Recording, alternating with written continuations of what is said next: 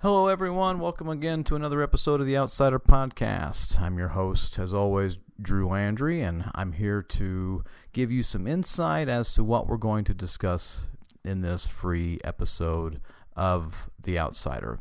And so today's episode has to do with the part-time nature of the Texas legislature. But before we get started into that, I want to give just a small shout-out to my friends at the Mediocre Movie Club. The Mediocre Movie Club sponsors the Outsider Podcast and is a self-professed group of idiots who give above-average reviews to movies and other shows that can be streamed through on Hulu or Netflix or Prime. You get the idea. And you can find the Mediocre Movie Club on Facebook. You can go find them and like them. You can always comment and participate in what the group just reviewed. You can find them on X, formerly known as Twitter, at Mediocre Movie CL. You can find them on Instagram at Mediocre Movie Club. And also you can find their website and interact with them directly at mediocremovie.club. That's mediocremovie.club. So today's episode has to do with, as I stated earlier, the part-time nature of the Texas legislature. And so what I want to get into here is really just the constant conversation about the arguments for it and whether or not we truly have one. So as I've stated in the original post, is that, the reason that we have a part-time legislature is really twofold. And one was to undo the annual sessions that were started that were allowed to be had under the Constitution of 1869. One thing I often like to remind my students and many others is that the Constitution that we're under now, which is the Constitution of 1876, is a reactionary document to its predecessor of 1869. And so with that in mind, the idea was we need to do everything opposite of what that previous one did. So that's why we have many officials in the Texas executive branch and why our legislature meets once every 2 years, and they're odd-numbered, and they're for a very specific time. So with the other reason along that has been the idea that this would limit the growth of government, and that these lawmakers will be put under the laws. They'd have to live under the laws that they pass, and they would also get to meet with constituents to discuss the previous session and possibly get ideas for the next session. And so with that in mind, that sounds like a pretty good idea. Let's have a part-time citizen-led legislature. These people have to go back to work in a full-time manner, and they'll live under those laws, and they can get ideas, and that sounds pretty good. And the problem with that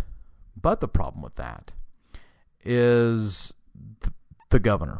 And so what we have found here is that when they go out of session, there is something in the Texas Constitution that allows the governor to call the legislature back, and that's called a special session, and that's meant to last for 30 days, no more than 30 days. And those situations are meant to be unique and extenuating. Like it's not supposed to be something that is meant to happen all the time.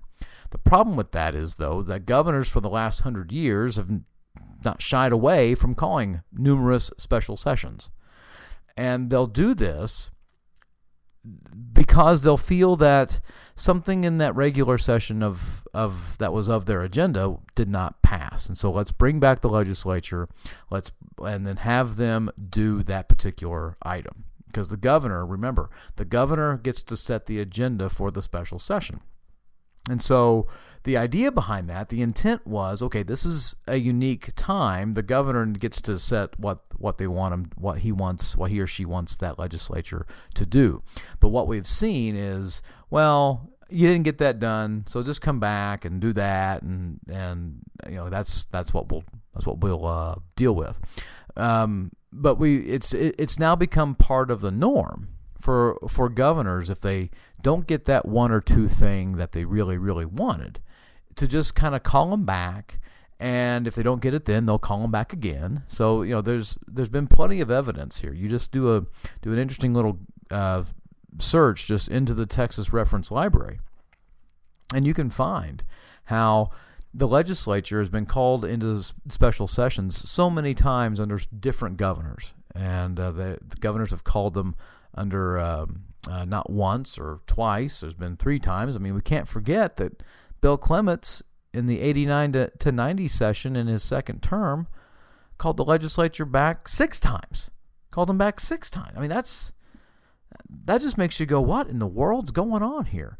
So with that in mind, we have to be fair also.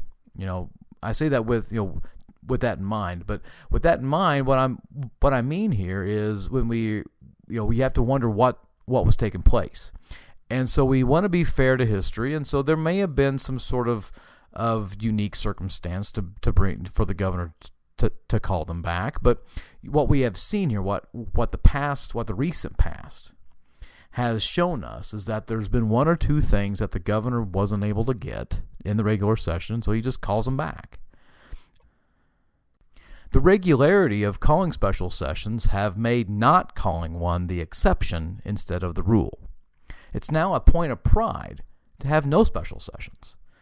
That means that all necessary items to be addressed and accomplished for Texas was during the 140-day period. To highlight that, there was no need or call for a special session when House Speaker Pete Laney presided over the lower chamber for 5 terms.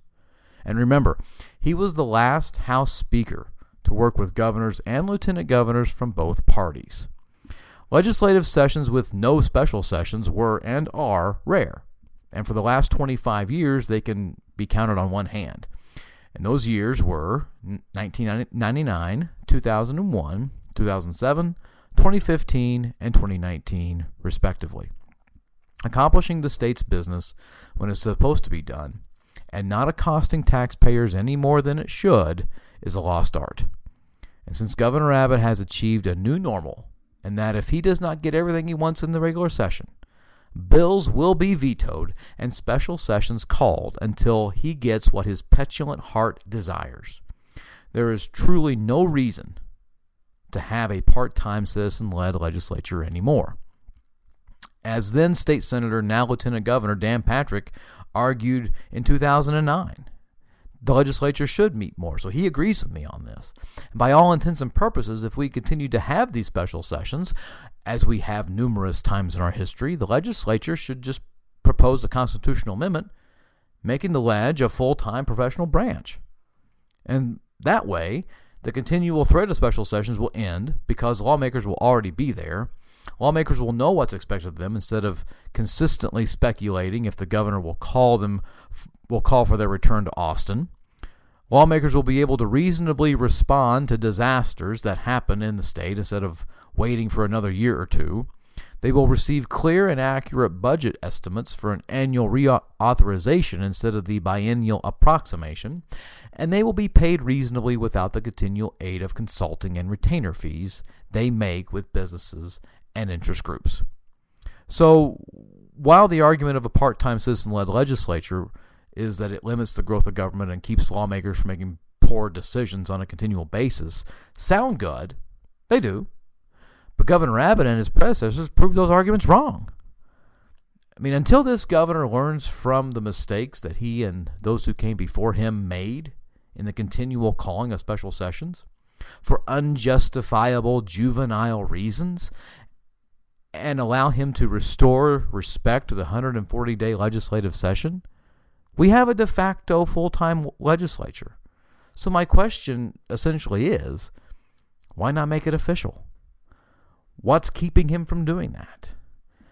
I think it goes hand in hand with the idea that this myth that Texans are not taxed as much as those in New York and California, which when analysis is done, that very myth is withered away under the scope of research.